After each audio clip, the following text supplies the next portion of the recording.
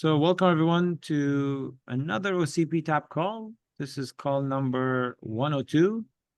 And today we have Paul Borrell giving us a presentation about a facade of Newtonianism network and its consequences. So as usual with presenting or introducing our speaker. So Paul Borrell is the Chief Product Officer at Dellis, an expert on software infrastructure. He contributed to systems development at NASA, Sun Microsystems, Quantum, Veritas, and Apple. Paul co-founded the IEEE Hot Interconnect Symposium and the Storage Networking Industry Association, SNIA. So in terms of Paul's education, Paul earned a PhD in physics from University College London. He is also founder of It's About Time Club, a forum for physics, computer science, mathematicians, neuroscientists, philosophers, and practicing engineers to explore or unfold knowledge of the nature of time and causality. So with no further ado, Paul, the floor is yours. All right, thank you. I'm going to try and share my screen. So can you see my screen okay? Yes. Excellent. All right. Well, thank you very much, everyone, for joining us today. Let me just put this in my screen here. So thank you, Ahmed, and thank you for inviting me. This is the second time I've given a talk here on OCP TAP. So I'm calling this one episode 2.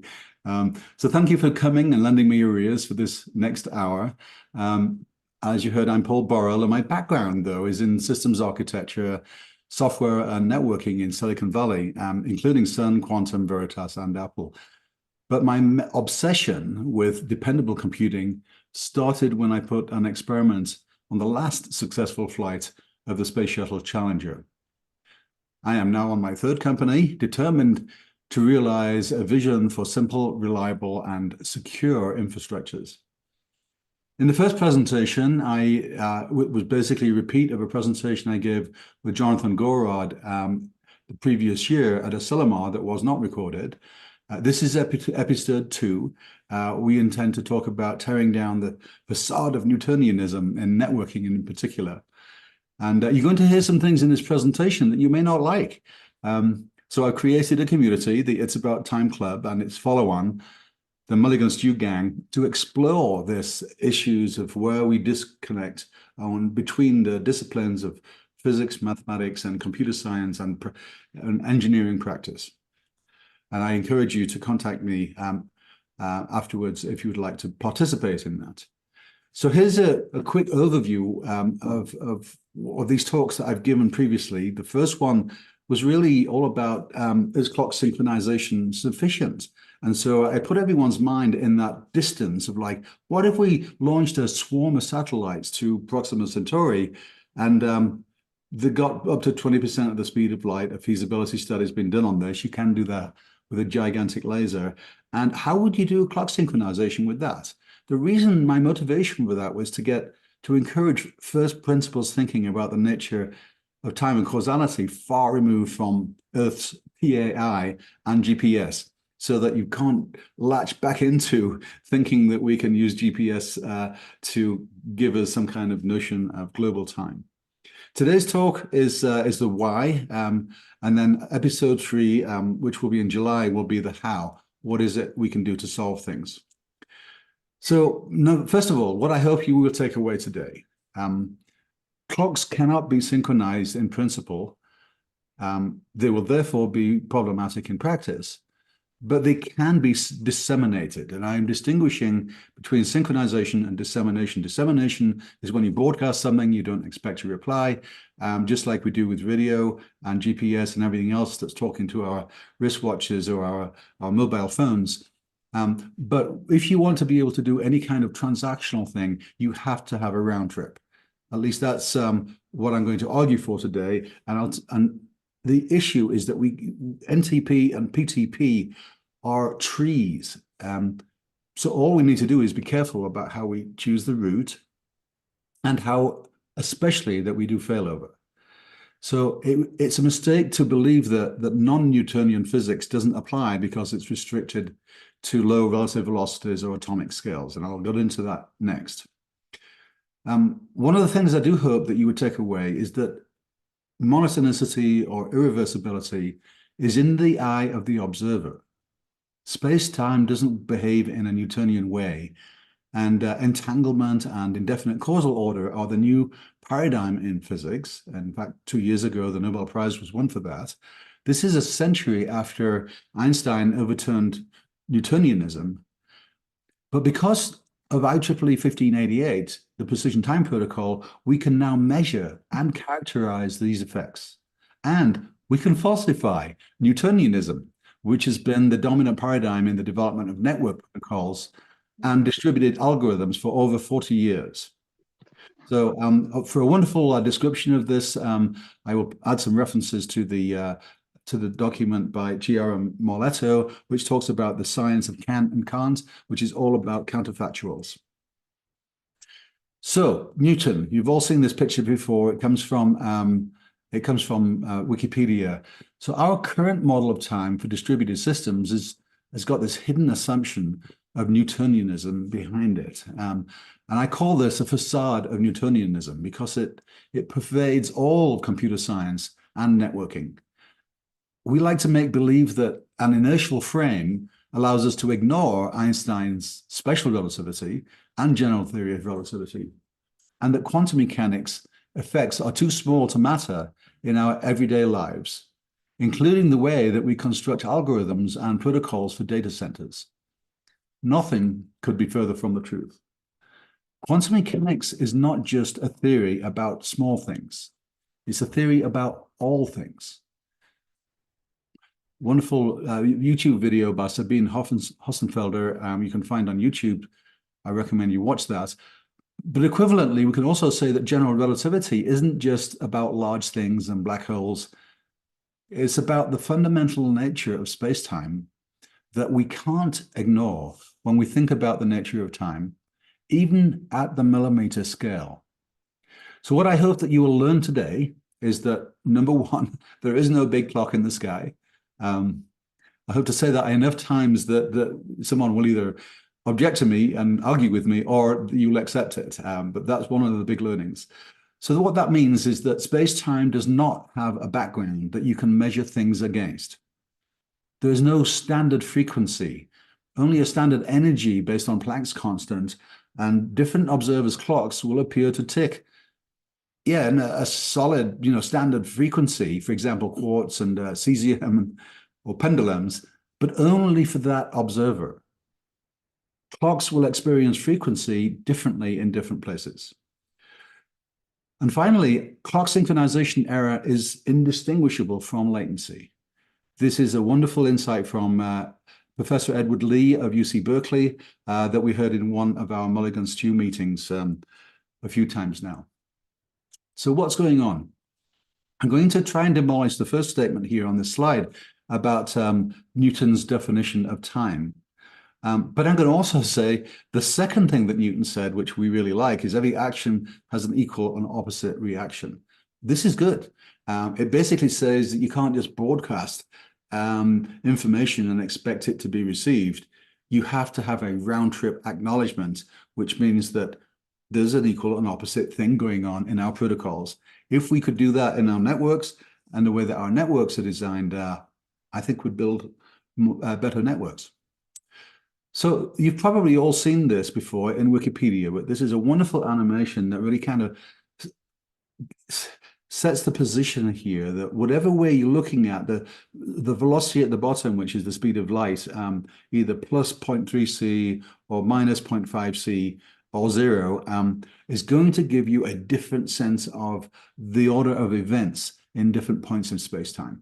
You've all learned this, if not at school, at university, and you've probably accepted that relativity is a solid theory that we haven't yet falsified in our scientific experience in the last 100 plus years now. So there is this notion of an inertial frame in special relativity, and let me explain what that is. That's true only in a frozen, empty universe. As soon as you go to general relativity and you add energy and mass, you will find that you have a dynamically evolving universe where this whole notion of an inertial frame not only doesn't make sense, it's actually completely invalid. So one of the objections here is that most people would say, these effects at the quantum scale or these effects in relativity are too small to worry about. And you can do a back of the envelope calculation to convince yourself that it's within like this thing that you might call clock synchronization error. But let me remind you, the machine code of the universe is quantum mechanical. Entanglement occurs over any arbitrary distance, and it appears to be instantaneous, at least relative to a background of synchronized clocks. So recently in the foundations of physics, we've seen renewed interest in the relationship between bipartite entanglement and the nature of time. And there's lots of really wonderful things that you will find on the YouTube and in the references that I will provide for you. But the bottom line is both general relativity and quantum mechanics are individually true in all of the experiments we've done. But we realize there's some incompatibilities that can only be resolved by either extending one theory or by replacing them both with a new theory. One of the popular ones these days is something where time and space emerge from entanglement. There's the references. So there's a great reference that just came up recently, and on the 10th of May, this was published in the Physical Review in May 24. This new theory suggests that time might be an illusion created by quantum entanglement.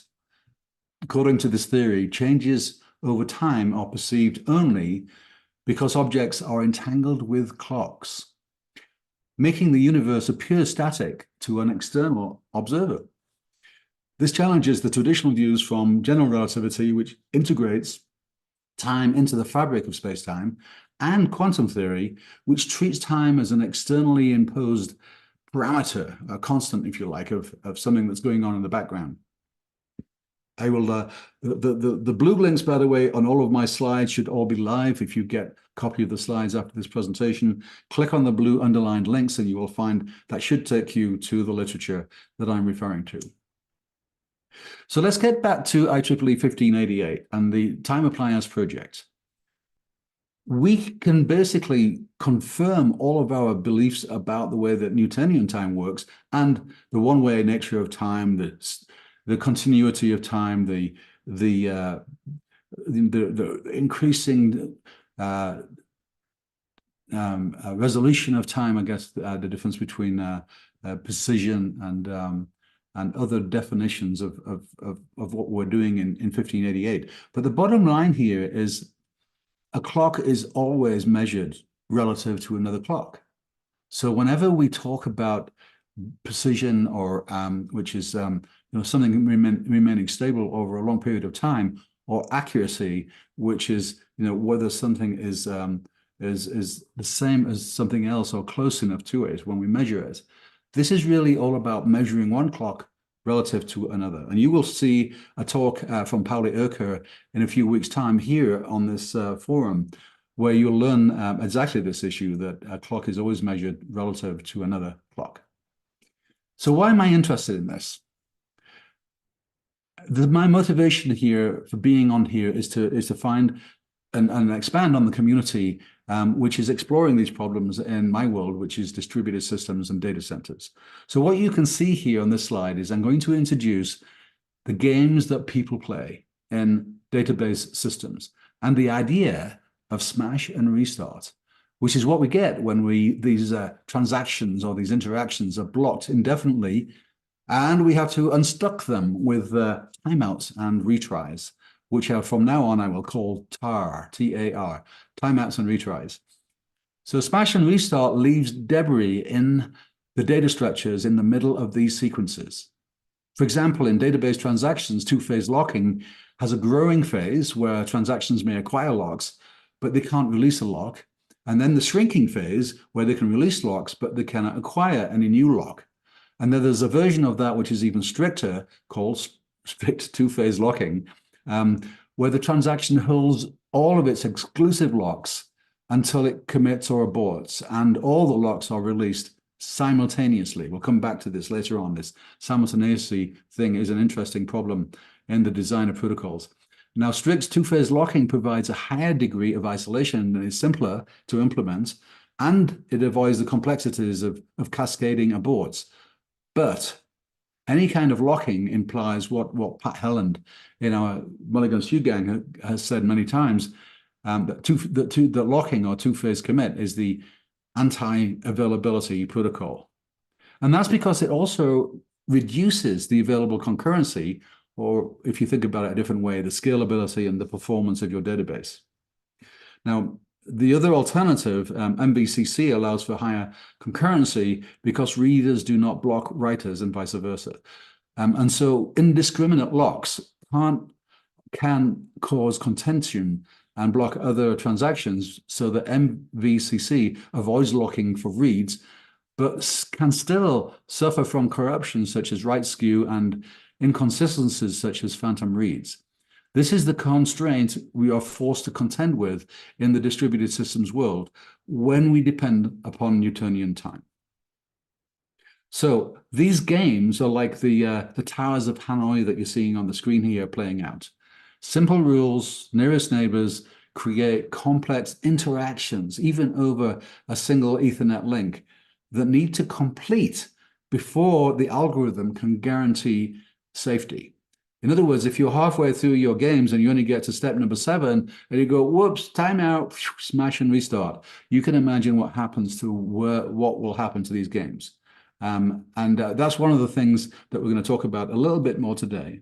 So the big learning here from this slide is that if all of these steps are not completed, then data structures will be silently corrupted. And this is what we've seen for decades in the database industry. So what's wrong with timeouts and retries?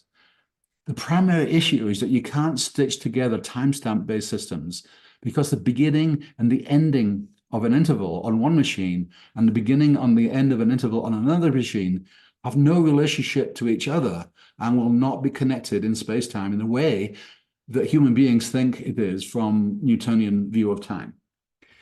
Even in an Einsteinian perspective on time can't really help you because of something called indefinite causality inherent in the uncoordinated interactions in the physics. So I'm going to talk a lot about this in the episode 3, which is coming up in July. But if you keep in mind the idea that there's stuff going down there in space-time that doesn't, you can't just add up all of the pieces of what the pings are that you think you can see on the networks and try to put timestamps on them and figure out what it is that's going on. Because there's some things going on under the hood, which is not just it stalls or stops for a while. There are some things that can genuinely go backwards, at least from a counterfactual basis. And I see that there's a chat here. Let me see if that's something I should read. No, it's fine. It's housekeeping things. Okay, housekeeping things. Good. All right. So let me go back to Zoom.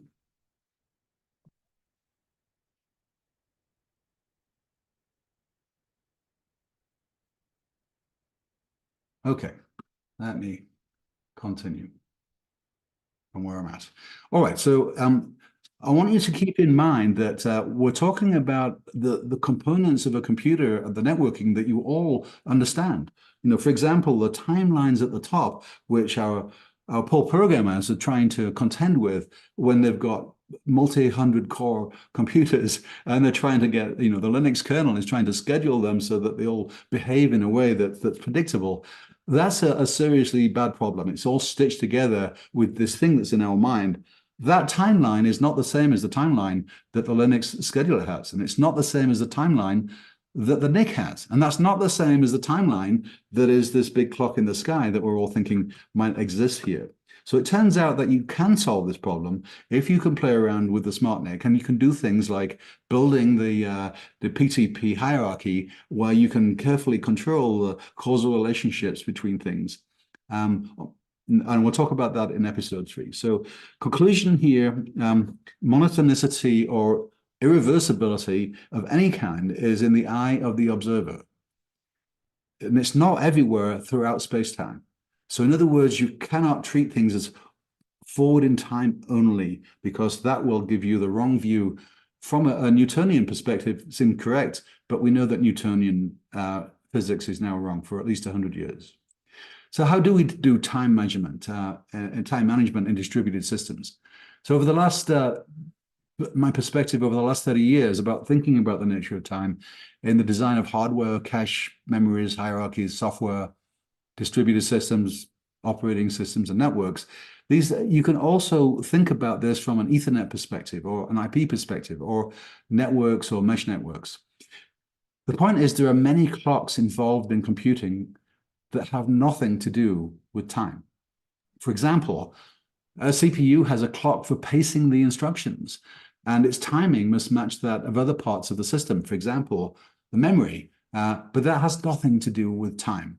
So I want to just distinguish those things out.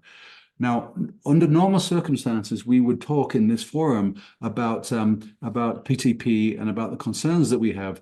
For example, we'd talk about clock drift, or we would talk about network weather, which includes all of the queuing noise that Kevin Stanton is so expert on.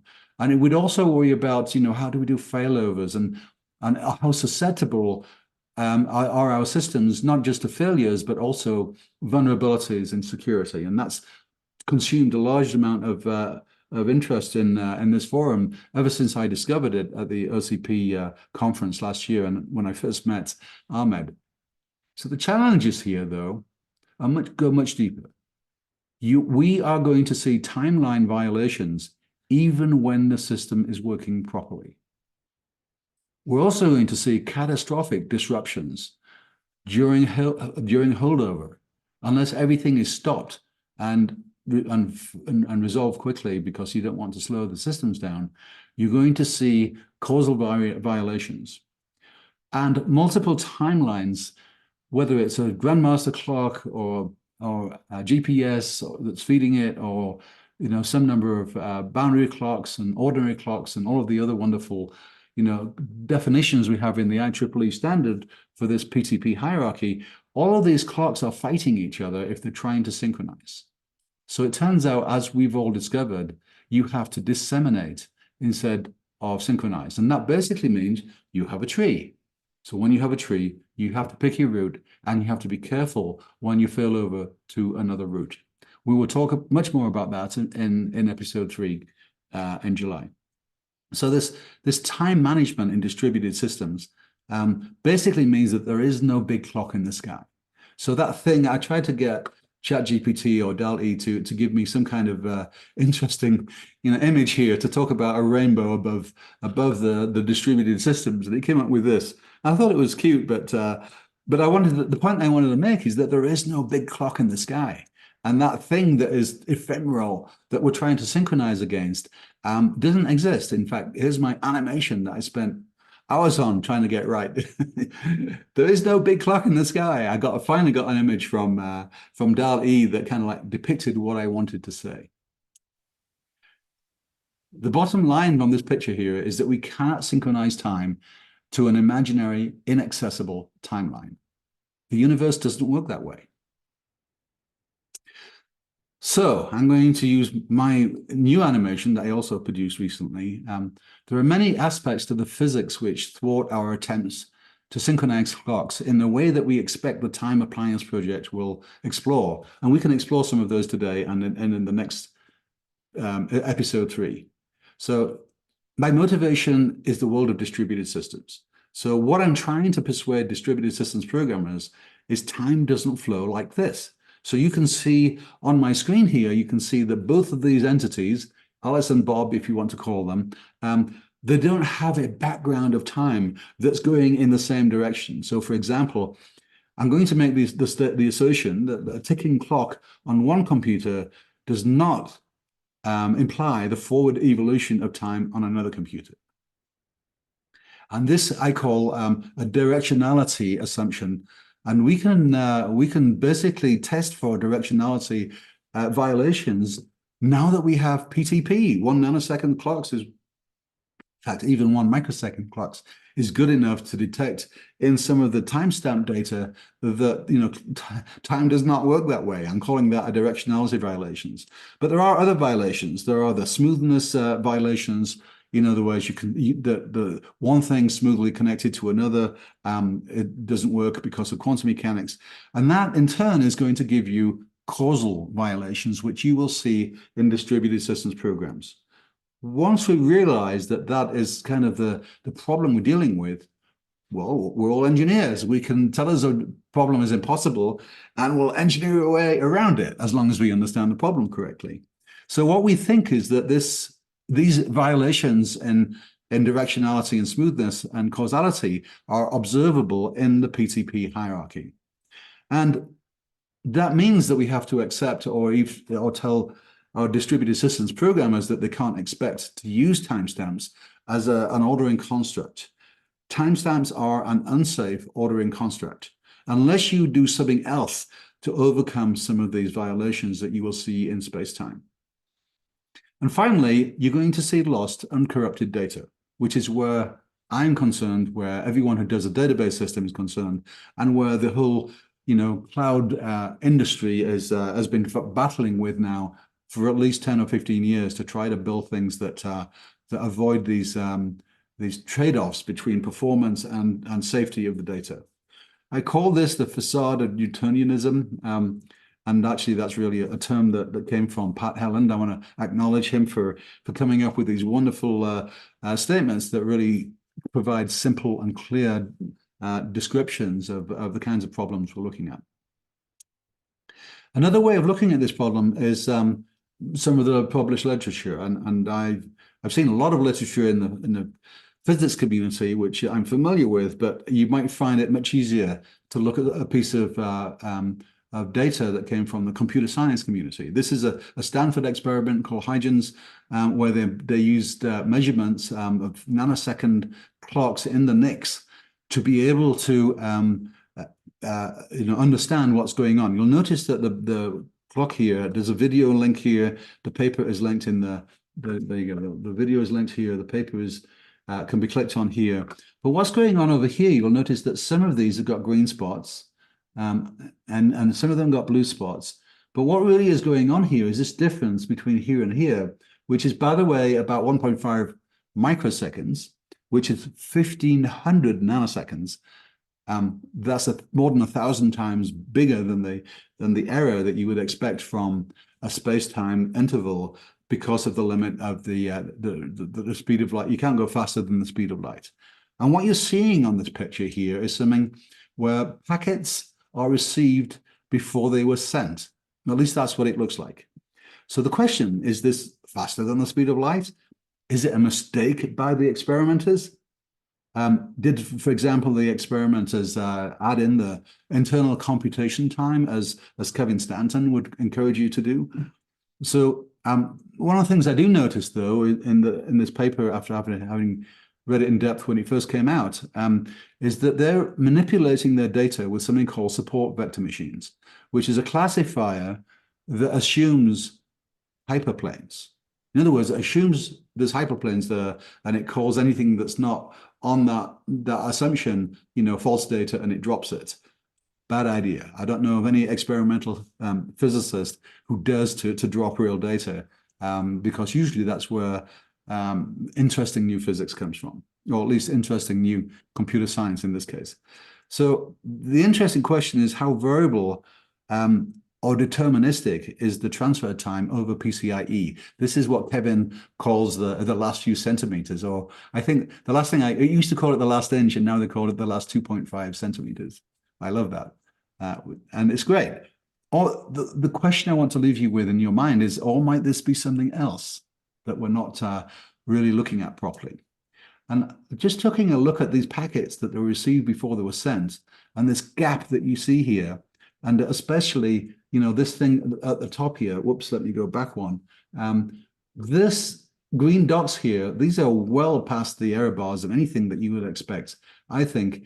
And as you can see that the space-time interval between the blue and the green, the Alice and the Bob, is basically the packet being sent is timestamped by the NIC, packet being received, timestamped by the NIC again, before it's then given to the software and then processed through Linux and then the application.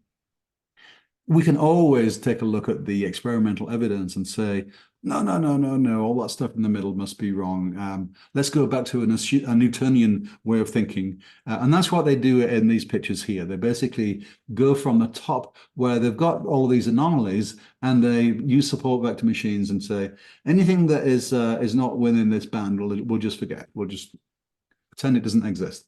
So I encourage you to take a look at that. I'd like to show you where this intuition goes, though, because it's not necessarily bad.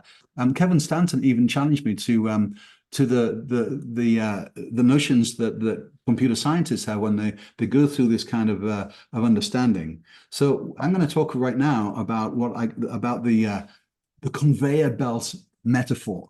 And Kevin has been a fantastic help in connecting, the world of that he knows so well in PTM and time measurement and IEEE 1588, of which he is an expert, and this ongoing unfolding of knowledge that we have between physics and computer science that the database and distributed systems community can benefit from. So the three ways of looking at the conveyor belt metaphor. The first is obviously Newtonian, the one we're looking at right now, where time is absolute. The speed of light is instantaneous, therefore infinite speed of light.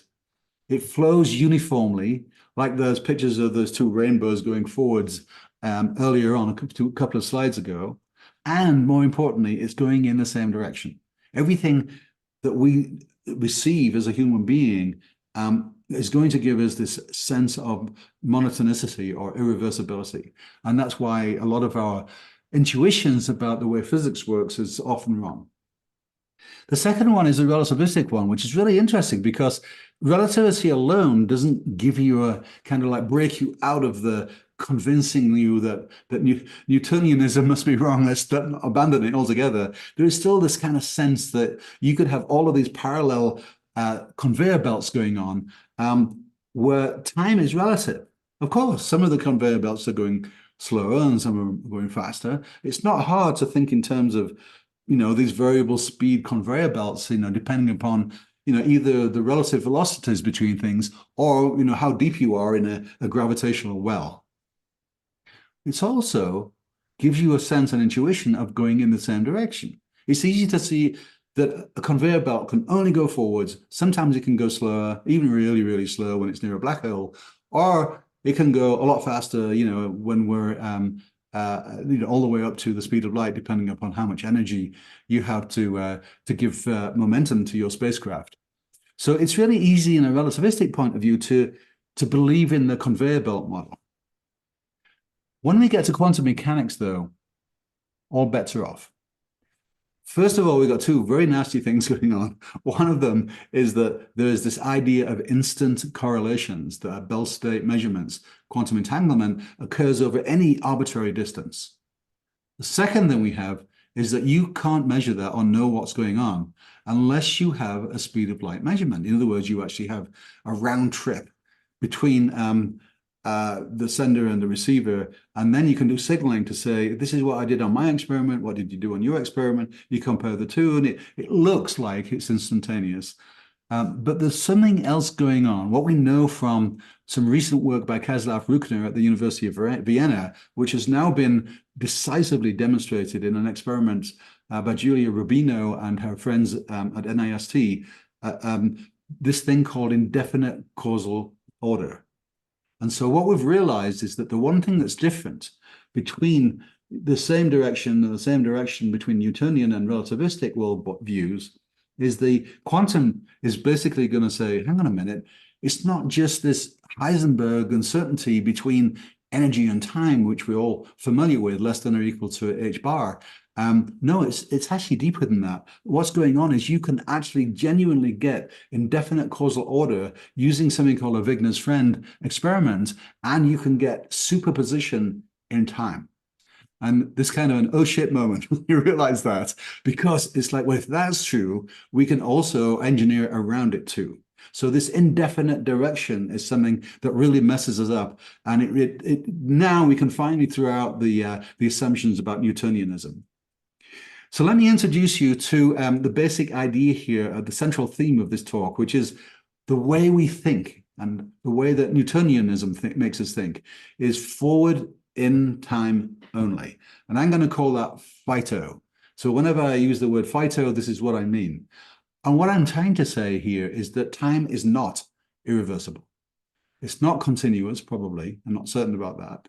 We have lots of disagreements in some of the scientific communities. But it's certainly not monotonic, which is what you would expect it to be in the applications process space for an x86 processor, for example. So observers experience phyto. Holdover in the PTP hierarchy is phyto.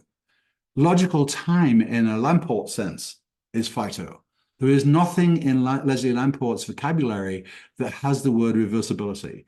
This is why TLA plus is so incredibly hard to reason about, because it gives you only the forward in time kind of way of thinking about something. It doesn't give you a true picture of reversibility for us to think about time differently.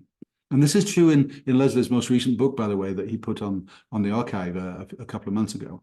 So logical time is phyto. Logical monotonicity, which the folks at UC Berkeley are very fond of, and the folks at UC Santa Cruz, that is also phyto. So what are the takeaways? Time is not continuous. Measurement is discrete, even in a quantum clock. And you will find that in the conversation with Pauli Erker, who's talking here on this forum next month. Time is a complex integer. It's not a monotonic timeline. And when you think of it as a complex integer, the Gaussian integers, I think it's called, then all of a sudden you think you've got more space in your mind and more counterfactuals you can think of about how we can manage these protocols. And time is not unidirectional. Directionality is stochastic. It's not just you got stochastic on a Newtonian line of time from minus infinity to plus infinity, and the stochasticity is like bouncing backwards and forwards around what we call the present. No, the actual direction of time itself at the very core of space-time appears to be stochastic, until of course you build up some kind of information model where it turns into energy and matter, and then eventually matter and rocks and human beings, and inventing things like the PTP protocol. And just before you all, tell me about well, this is the way we solve this. I've got some bad news for you. Retries don't work, and they will just destroy your sense of temporal intimacy when you try to do transactions.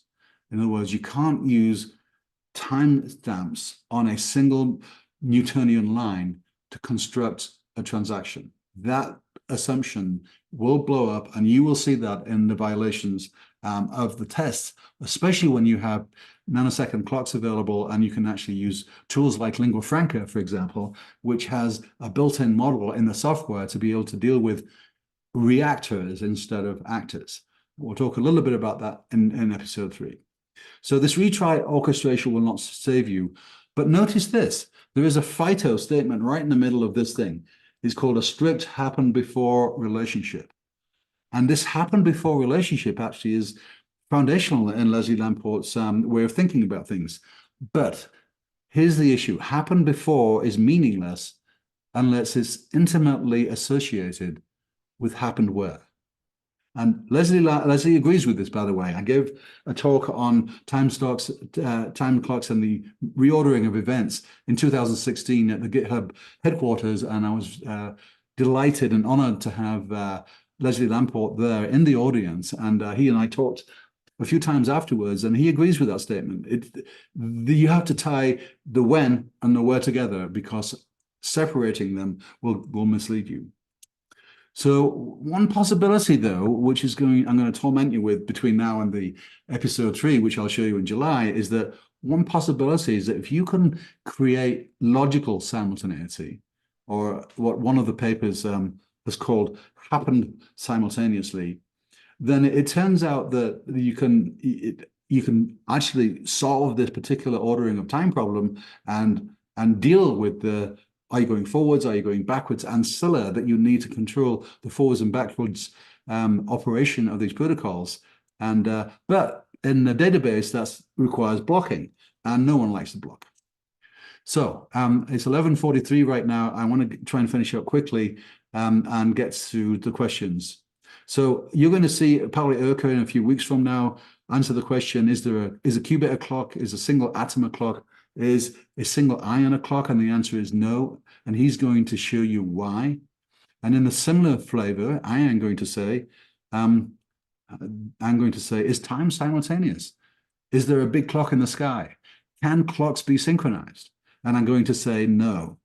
And I've given you some of the reasons today. I'm happy to go into the physics in a deep dive, as deep as you'd like to go. But the problem that this creates is maintaining liveness with timeouts and retries.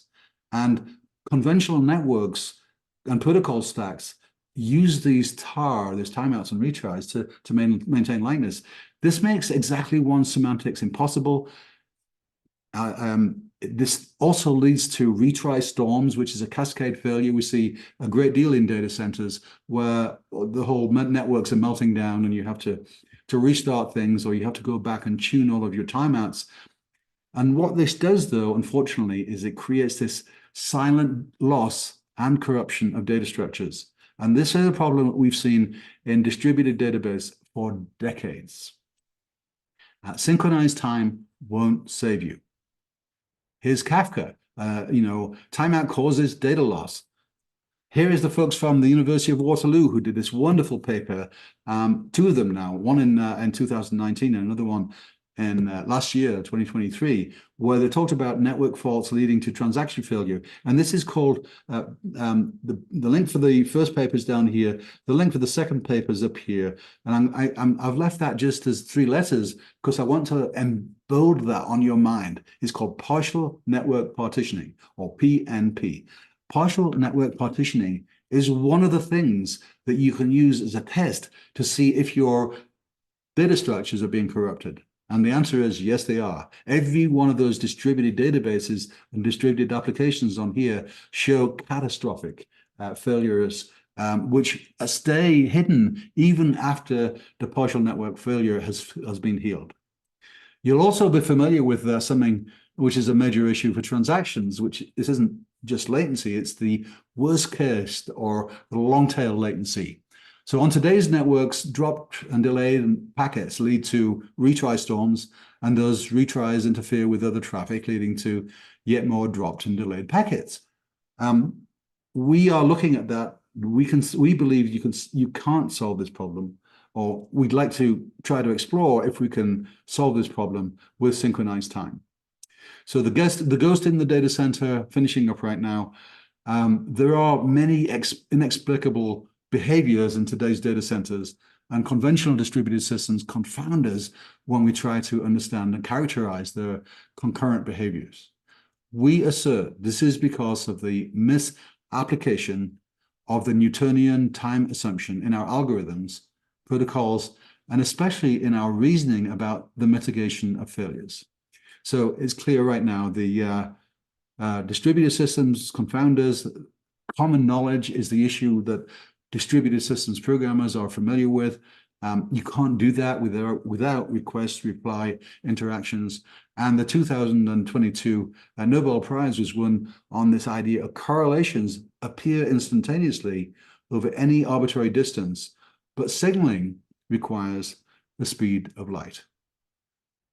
I'm going to leave you with this statement right now as the last item on my slide. I'm actually up to slide 25. I have 30, but This is the one I'd like to stop on. And the line I'd like to stop on, space-time, it appears, as a handshake. Okay, well, thank you, gentlemen and ladies. I thank you for listening to me. I hope that was an intriguing conversation, and I'm happy to open up the floor for questions now. Wonderful. Thank you very much. All right, so let's go for a question. Hisham? Yeah, so very good presentation, Paul. What do you think of Eric Brewer cap theorem? What do I think of what? Eric Brewer, the professor in Eric Brewer, yes. Eric and I had a conversation about the cap theorem when I was looking at acquiring his company. I was an executive at Veritas Software. We were looking at acquiring Inktomi, and we had a conversation a long time ago right there where he told me about, he had this idea, where you can have this trade-off between consistency, availability, and partitioning because of the pervasiveness of failures in networks, even then. And I talked to him and I said, Eric, that won't work, right? And he said, well, there are some challenges in thinking about it from a relativistic point of view. He doesn't know anything about quantum mechanics, but he said, Paul, here's why this is a contribution, this cap theorem.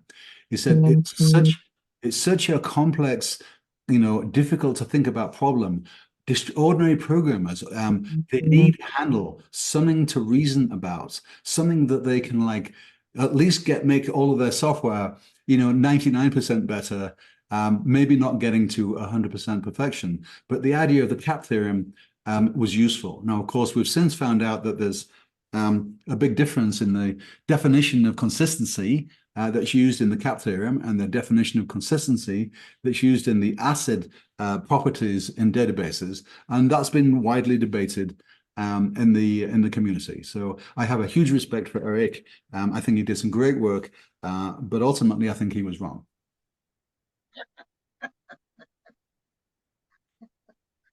So can I ask one more question, Ahmed? Or Yeah, good. yeah. So Paul, since we met, I have been asking this question. Given all these link layer protocols that we are familiar with, or even layer 4 like TCP, where they rely on handshaking and they establish reliability by sending acknowledgement, right? I send you something, you acknowledge you received it. When I look at your presentation, sounds like that is not the right way of establishing reliability. It's correct? Well, I think about reliability differently. One of the things that we're taught when we distributed systems programmers is we're taught to use more redundancy, either spatial redundancy or temporal redundancy. We're all familiar with doing that in coding and network theory and in the way that we do distributed storage, for example. This was one of the big issues at the Storage Networking Industry Association 25 years ago when we were putting together the technical committees. But this idea of more nines is an old-fashioned concept. And there's a wonderful paper by the folks at Google that says that nines are not enough. And so what I think we have to do is we have to go into the deeper notion of what we mean by determinism. And we've had many discussions about this in the Mulligan Stew meetings. And one of my favorite definitions is the one that Edward Lee comes up with, which is really all of these ideas of determinism and reliability is all about the model. It's not about the physical reality that we're trying to explain in our mathematics and our protocols and our formal verification. So when you realize that determinism is a function of the model, you realize that you can say, well, hang on a minute, we're engineers. We can invent a new way of thinking about this, and I call it determinism on demand. So instead of having something that is only 99.9 reliable, with more and more redundancy, that's more and more expensive, I say, no, if you think about this differently, especially if you have reversible protocols, this counterfactual thinking, you can actually build something where you get to know immediately whether that transaction succeeded or whether it failed. You don't get a guarantee that it failed. You get a guarantee that you'll know. That is determinism on demand. Did I answer your question? Yes. Okay, anyone else on the floor who wants to ask a question? Bijan, do you want to ask about the pulsar? I mean, I think again, Bijan has it like in the comments, like it's like wondering. I mean, pulsar. Okay, Yeah. yeah, sorry, I was on mute. So, you know, I was just kind of teasing, but you know, you had that beautiful slide with the rainbow, and it said there's no such thing as a clock in the sky. And I said, wait a minute, what about a pulsar? Because, you know, within a pulsar is observable within a single frame of reference, and coincidentally, time is consistent within a single frame of reference. So, wouldn't a pulsar be a clock in the sky? That's a really great question, Bijan. Thank you for asking that. But think of it this way. A pulsar is a root of a space-time set of ordering, and you can have many pulsars. And so think of a pulsar as being like a grandmaster clock.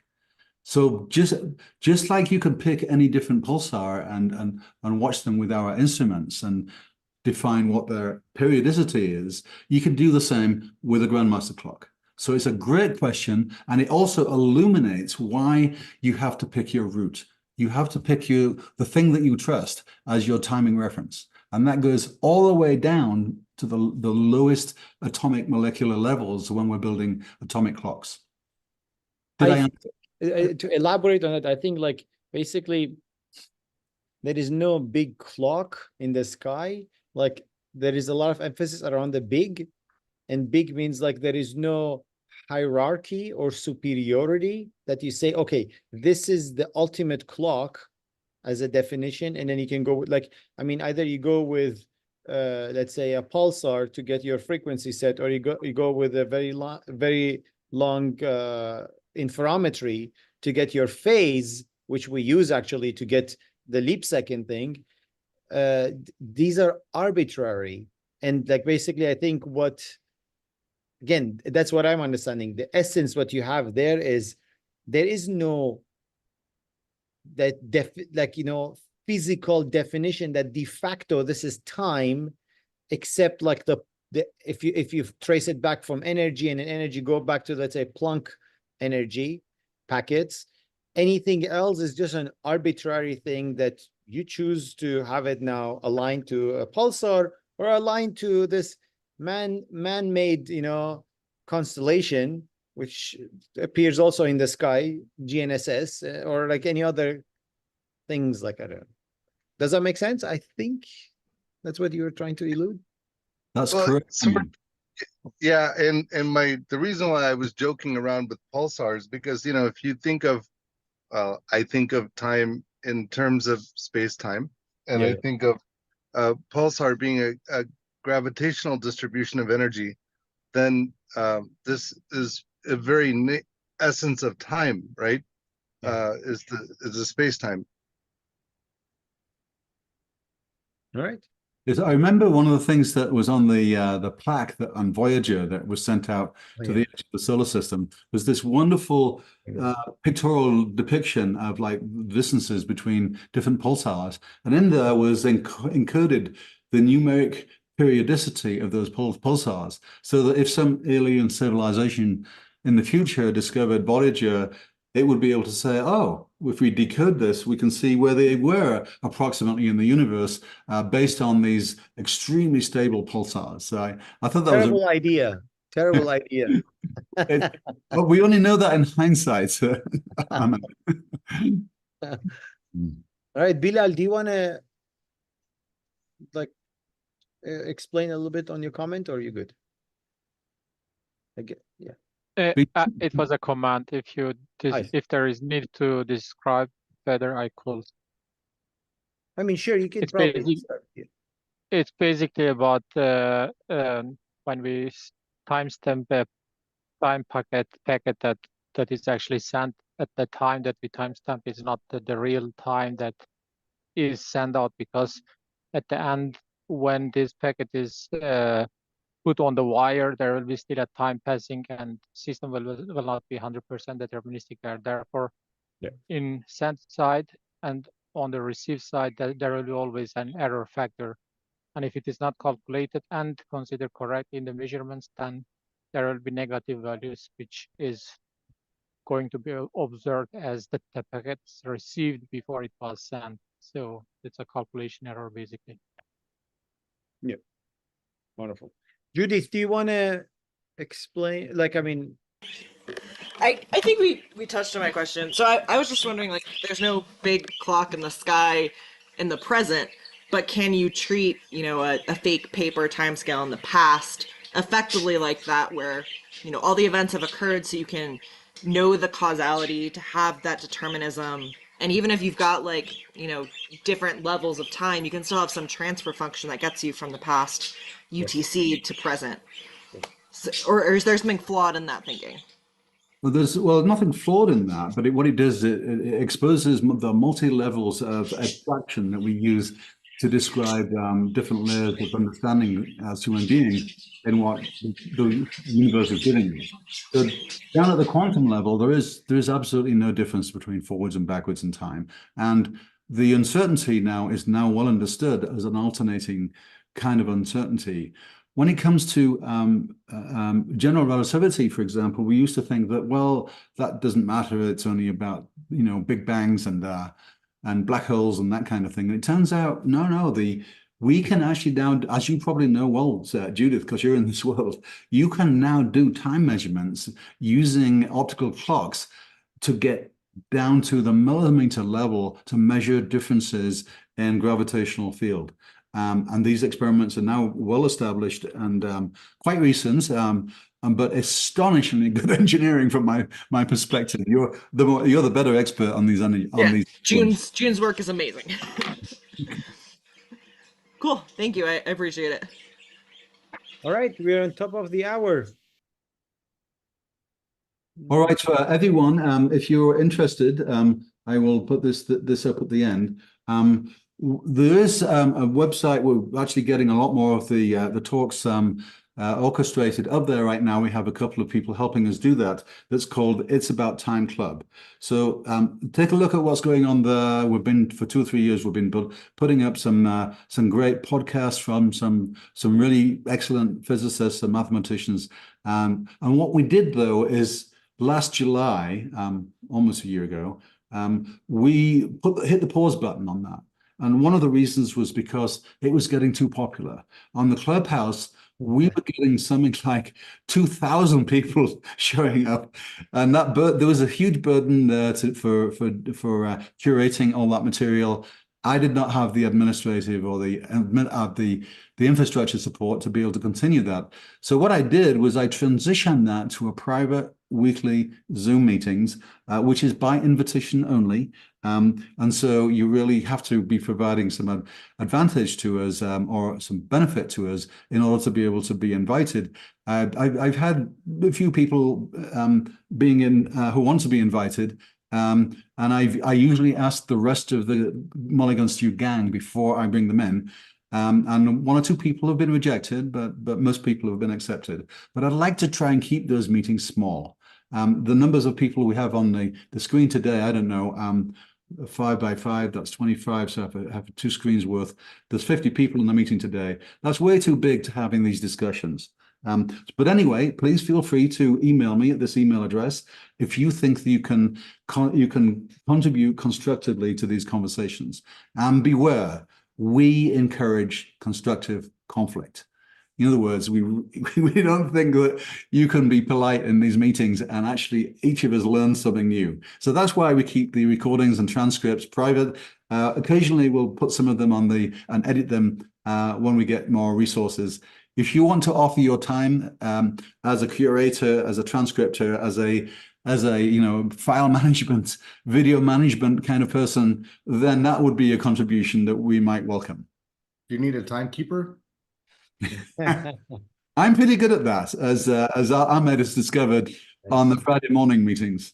Yes. My CEO at Sun Microsystems taught me to always close your meetings down on time. So speaking of which, it is now 2 minutes past the top of the hour. Yes. All right.